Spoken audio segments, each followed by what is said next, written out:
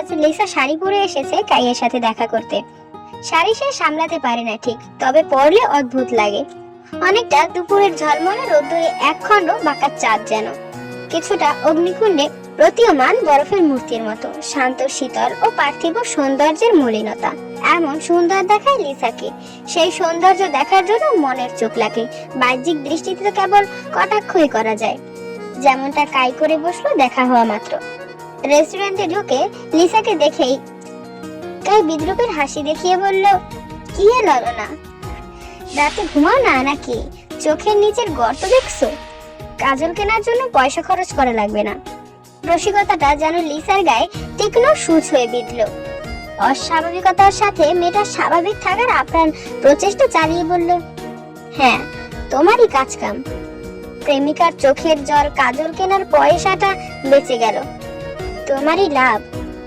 হু হু করে হেসে সামনে বসলো কাই। তারপর বলো, আজ এত রঙ্গ করে শাড়ি পরার কারণ কি? এমনিতেই পরতে পারি না নাকি? পারো, কিন্তু তুমি কি আয়নায় নিজেকে দেখেছো? তোমার ড্রেসিং সেন্স মেবি গত রাতের বন্যায় ভেসে গেছে। ক্যাটক্যাটে সবুজ রঙের শাড়ির সাথে কেউ ক্যাটক্যাটে লাল রঙের ব্লাউজ পরে। তোমাকে পুরাই আর দেখাও তরমুজের মতো লাগছে মাইরি। স্তব্ধ হয়ে তাকিয়ে রইল রিসা। তারই মধ্যে কাই ফের বলল, ওয়েট, তরমুজের মতো তো লাগতেছেই, সেই সাথে আরো কিছু একটা, কি যেন পেটে আসতেছে, মুখে আসতেছে না। এই লিসু, হেল্প করো তো। কি যেন? করো না ভাই। লিসা হতবুদ্ধি হয়ে তাকিয়ে থেকে বলল, আমি কিভাবে বলবো? তাই তো, তুমি কিভাবে বলবা? ওয়েট, মনে পড়ছে। কি? তোমাকে রং জ্বলে যাওয়া বাংলাদেশের পতাকার মতো লাগছে। এটা পারফেক্ট। কি জোশ! লিসার কান্না পেয়ে গেল, ষোড়শীর মতো অভিমানী কান্না, অথচ তার ম্যাচুরিটি তাকে কাঁদতে দিল না, শক্ত পাথরের মতো বসিয়ে রাখলো। খাবার পরিবেশন করলেন ওয়েটার। কাই খাওয়া শুরু করে ফের বলল, তো বলো কি অবস্থা? ভালো কাই, তোমার কি অবস্থা? আমার তো সবসময় ভালো থাকে, কিন্তু তোমাকে দেখে ভালো মনে হইতাছে না।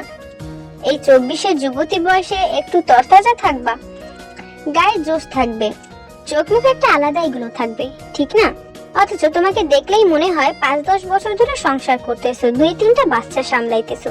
এভাবে হলে কি চলবে? আমার চেয়ে তোমার বেশি বয়স মনে হয়। আমার আম্মা তো দেখলেই আমার দিকে জুতা ছুঁড়ে মারবে যে কি মেয়ে পছন্দ করছি। এরকম হলে চলবে না। পানির বোতলটা দিকে পাস করো তো। কাই হাঁপিয়ে উঠলো কথা বলতে বলতে। লিসা পানির বোতল এগিয়ে দিল। কাই পানি খেয়ে বলল, তুমি খাচ্ছ না কেন? হাসলো লিসা, খিদে নেই, তুমি খাও। আগে বললেই হতো, এত খাবার অর্ডার করার পর এটা বলতেছো কেন? সরি, ভুল হয়ে গেছে, বিলটা আমি পে করে দিচ্ছি। আচ্ছা দাও, আজ একটু কাজ আছে, যাওয়া লাগবে। হ্যাঁ যাও। লিসা সত্যি সত্যি বিলটা দিয়ে রেস্টুরেন্ট থেকে বেরিয়ে পড়লো। কিছু সম্পর্কে তেতো ভাষাটা বাড়তে বাড়তে বিষাক্ত হয়ে পড়ে। তারপর সেখানে থাকা যেন জেনে শুনে বিষ পান করার মতো ব্যাপার। লিসা সানন্দে দুঃখ পেতে মরিয়া, তাই তো বিগত সময় ধরে একটু একটু করে বিষ পান করে যাচ্ছিল। এখন আর মৃত্যু হচ্ছে না। পরিশেষে সবকিছুরই একটা সীমান্ত থাকে। রেস্টুরেন্ট থেকে বেরোতে বেরোতে লিসা সেই সীমানাটা পার করে ফেললো। ওদিকে কাই যেন অতীতের জালে আটটা পড়ে রইল। তেয়া জাঙ্কুকের জন্য রান্না করছে। জ্বরের ঘরে সে সময় স্যুপটা খেয়ে জাঙ্কুক স্বাদ বোঝেনি ঠিকই, তবে এখন তো বুঝতে পারছে মুখটা যে একটু তেতো হয়ে আছে। সেটুকু না হয় বাদই দিলাম। তাছাড়াও যে দুইজনের খাওয়ার মতো তরকারিতে ডালের চামচের মতো 1 চামচ ভর্তি লবণ, 2 চামচ ভরে হলুদ ও অন্যান্য মশলা দিয়ে রেঁধেছে, সেটাকে কি বলা যেতে পারে? তে ঠিক বলেছিল, অমৃত রান্না করে। একবার তার হাতের রান্না কেউ মুখে দিলে অমৃত জিভে তার স্বাদ লেগে থাকবে। এমন স্বাদ লেগে থাকবে যেন জিভটা বাসন মাজার স্পঞ্জ দিয়ে ঘষলেও উঠবে না। সে কথা জাঙ্কুক হাড়ে হাড়ে টের পেল। তরকারি দিয়ে 2 লোকমা ভাত খাওয়ার পরপরই জাঙ্কুক বলল, জ্বরের মুখে ভালো লাগছে না, একটু ডাল দাও। তে ভাতের মধ্যে 2 চামচ ডাল ঢেলে দিল। স্মিত হেসে বলল, কেমন হয়েছে? ভালো। জাঙ্কুক একটু ভাত মাখিয়ে মুখে নিতেই চোখ মুখ বন্ধ করে ফেললো। চিবোতে আর ইচ্ছে করলো না। ঢোক গিলে সবটা পেটের ভিতর চালান করে দিয়ে বলল, ডালে কয় চামচ চিনি দিয়েছো? চিনির বয়ামে যেই ছোট চামচটা ছিল না, ওটা আর 8 চামচ। কম হয়েছে? আমারও মনে হচ্ছিল আরেকটু দেওয়া লাগবে। দাঁড়াও, আমি বয়ামটা আনছি। তুমি ভাতের উপর ছিটিয়ে নাও। কার কাছ থেকে শিখেছো এসব? একজন ইউটিউবার সেই জোশ রান্নার চ্যালেঞ্জ নেয়, দারুণ লাগে। আর কি দিয়েছো ডালে?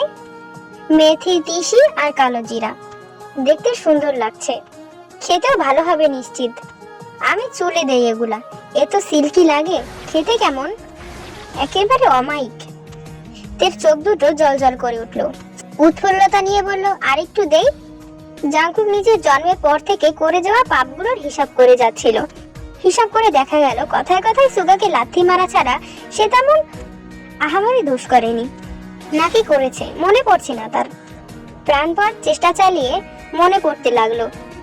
অবশেষে আর না পেরে খাবারের প্লেটটা একটু পাশে সরিয়ে জাঙ্কুক বলল, আজকেই সুগার কাছে মাপ চাইতে হবে। তে অস্থির হয়ে উঠলো। কি হয়েছে, ঠিক আছো? না, তুমি মাফ করে দাও। তে কাঁদো কাঁদো গলায় বলল, ও গো, মাপ চাইছো কেন? তুমি না মাফ করলে এমন শাস্তি সবসময় পাওয়া লাগবে। তুমি মাফ চেও না স্বামী। আমি তোমায় অনেক আগেই ক্ষমা করেছি। জ্বর বেশি লাগছে, কষ্ট হচ্ছে? আল্লাহ, আপনি আমার স্বামীকে আর কষ্ট দেবেন না প্লিজ। তের কান্না ভেজা কণ্ঠ শুনে জাঙ্কুকের বলতে ইচ্ছে করলো, শাস্তি তো তুমি দিচ্ছ গিন্নি। এমন কি পাপ করেছি তোমার সাথে যার জন্য এভাবে কিডনিতে ভূমিকম্প সৃষ্টিকারী শাস্তি দিচ্ছ? তে নিজের রান্না খেয়ে দেখলো, তার কাছে খারাপ লাগেনি। হ্যাঁ, ডালটা একটু মিষ্টি হয়েছে। সে এর আগেও এমন ডাল বানিয়ে খেয়েছে, তার কাছে মজা লেগেছে। তবে তরকারিতে যে লঙ্কা কাণ্ড বাঁধিয়ে রেখেছে তা চেখে দেখেনি। জাঙ্কুকের আতঙ্কজনক অবস্থা দেখে তার খটকা লাগলো। সরিয়ে রাখা প্লেটের এক পাশ থেকে একটু তরকারি মুখে নিল সে, আর তারপর সোজা ছুটলো বেসিনে। বমি আসবে আসবে করেও গলা অব্দি এসে ফিরে গেল। অবশেষে তে যখন ডাইনিং এ এসে বসলো, তখন আর সে জাঙ্কুককে নিজের চেহারা দেখাতে পারলো না।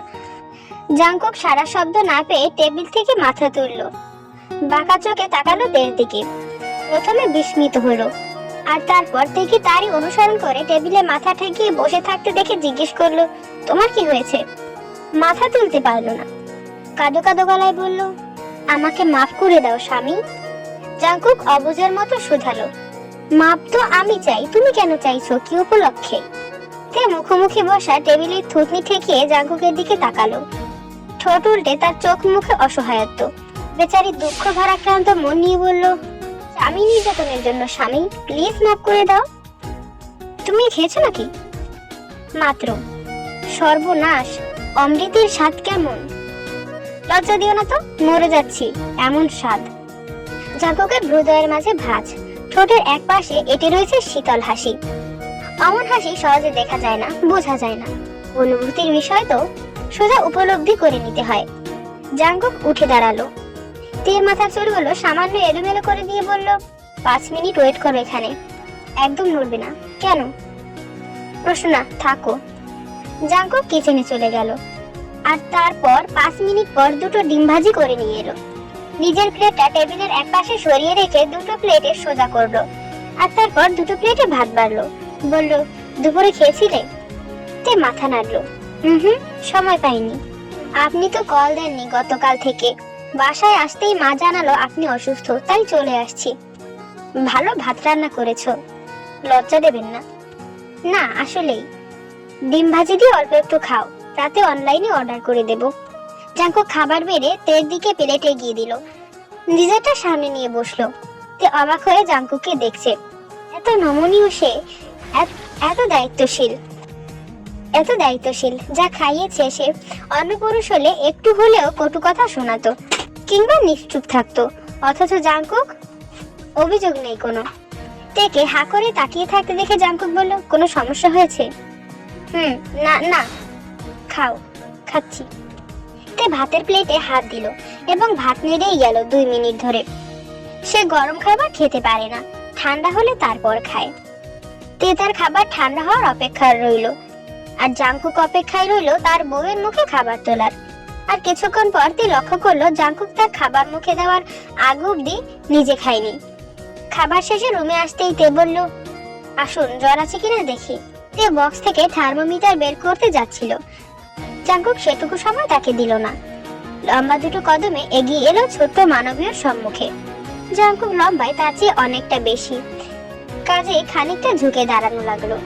তে থতমত খেয়ে তাকালো, লোকটা এমন কেন করলো? কি সমস্যা বা কি চায়?